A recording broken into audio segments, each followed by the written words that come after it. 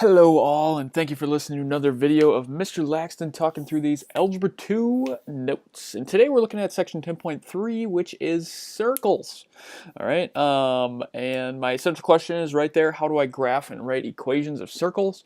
I'm hoping that the top section of this worksheet isn't, or this note sheet isn't too bad. And once we get into kind of this tangent line is where it starts to get into the place where some students get a little bit more hung up there. All right. But we will not be afraid of that. We'll get through that, I promise. All right, so a circle is a set of all points that is equidistant from the center.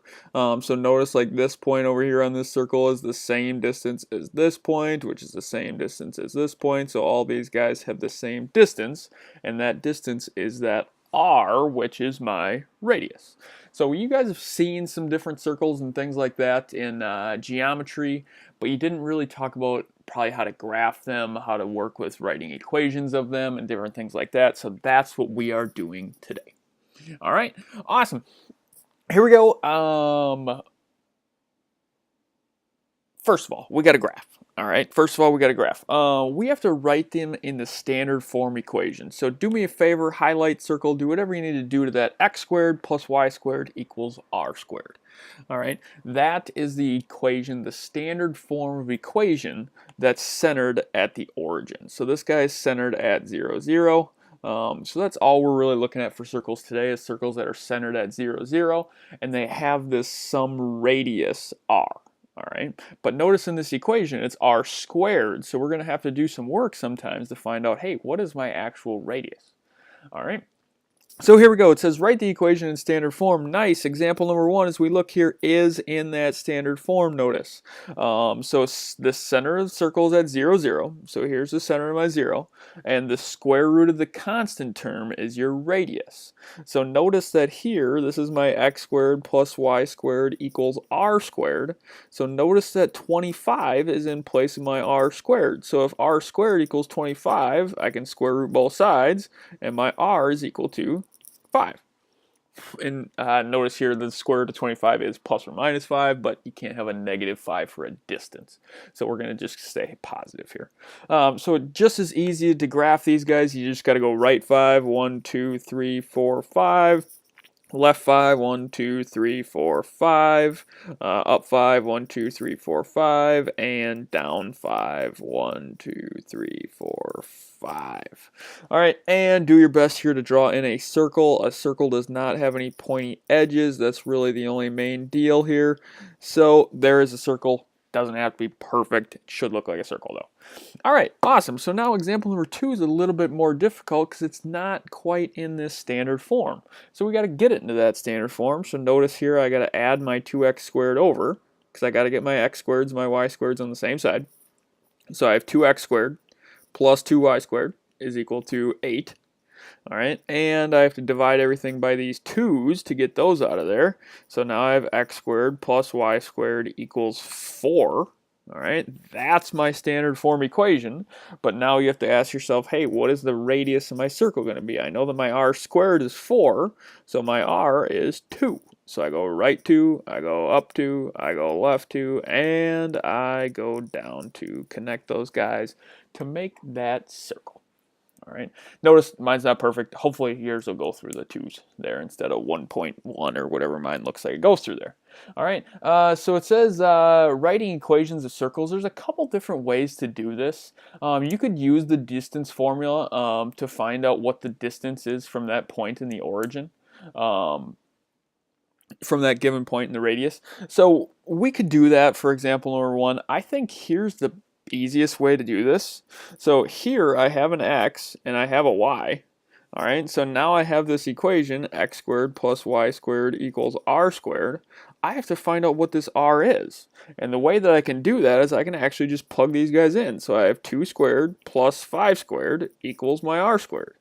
And I know that 2 squared is 4, 5 squared is 25, so my r squared is equal to 29. All right, so that's kind of the easy way to do that. And look at this, is now my standard form equation is just x squared plus y squared equals 29. All right, awesome. So that's just really finding out what my r squared is and then plugging it into that equation. okay, because that circle is centered around the origin, and it goes through that point right there. Okay, awesome. So now we get into the stuff that's a little bit more tough, and the stuff that we're going to spend a little bit more time on here is the tangent line. Okay, so you guys learned in geometry that a tangent line is a line that hits a circle at exactly one point. All right, so this is the tangent line. It hits, and there's only one tangent line that goes through that one point. All right, so now we're going to write equations of these tangent lines. All right, so first we're going to find the slope of the radius using 0, 0, and the given point on the circle. So we're going to find the slope here. So we're going to find out this m. All right, and then since we know that a tangent line is perfectly perpendicular, all right, that's another geometry theorem there. We know that that slope for this line right here is going to be the opposite reciprocal. And that goes all the way back to chapter 1 where we say, hey, equations for lines that are perpendicular are opposite reciprocals. Equations for lines that are parallel have slopes that are perfectly the same. All right, so then we're going to use a point on that line, and we're just going to write this guy in y equals mx plus b. Okay, so I kind of like to draw this out for myself to make this a little bit, make this make sense. So I have this circle, and it goes through, or it's centered around 0, 0, and it goes through this point 4, 1. So here's the point 4, 1. And I know that this circle is centered around that 0, 0, so it looks like that. All right, so I have one tangent line that's got to look like this because it hits at that one point and then goes through, right? Never hits that circle ever again. So this is my tangent line. Okay, so here's what I'm going to do first. I need to find the equation of this line here first. So what is my m? And then we're going to use my m1 is going to be my slope of this line here. So my slope of that line, I have to use 0, 0, and so that's my x1, y1. This is my x2, my y2. And my slope, remember that equation, is what? My change in y over the change in x. So it's y2 minus y1 over x2 minus x1. All right, so let's go through and find the slope. So my slope, my m here, is going to be 1 minus 0, because that's my y's. And then it's going to be 4 minus 0, because that is my x's. So 1 minus 0 is 1, 4 minus 0 is 4. So I know that my slope of this guy is 1/4. And hopefully that should make a little bit of sense for yourself, because does that one go up 1 over 4? Sure, I would say it looks like that. Okay, so now my m1, my slope that I'm going to use for my line, is going to be the opposite reciprocal. So use opposite reciprocal.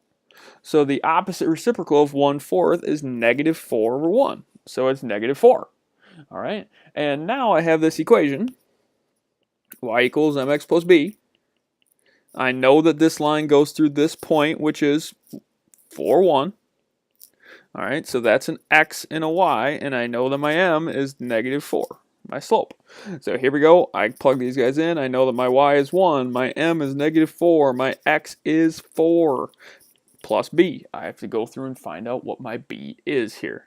So this is going to be what? 1 equals negative 16 plus b. Now I got to add that 16 over to the other side, and I get 17 is equal to b. Does it make sense that my y-intercept is 17 up here? I would say so, right? If that line keeps extending on and on forever, it would probably hit 17. So now my equation for my line is y equals negative 4x plus 17. All right, so that is the equation of my tangent line. Okay, I get it. I know that that's kind of a process. That's got a few different steps going on there, but we're going to do a bunch of examples like those, and they'll start to make some sense.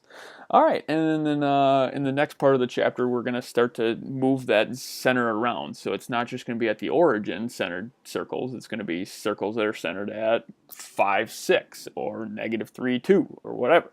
All right, and we're going to talk about how those equations look a little bit different. All right, so again, thank you for listening to this video of Mr. Laxton talking through these notes, and we will see y'all later.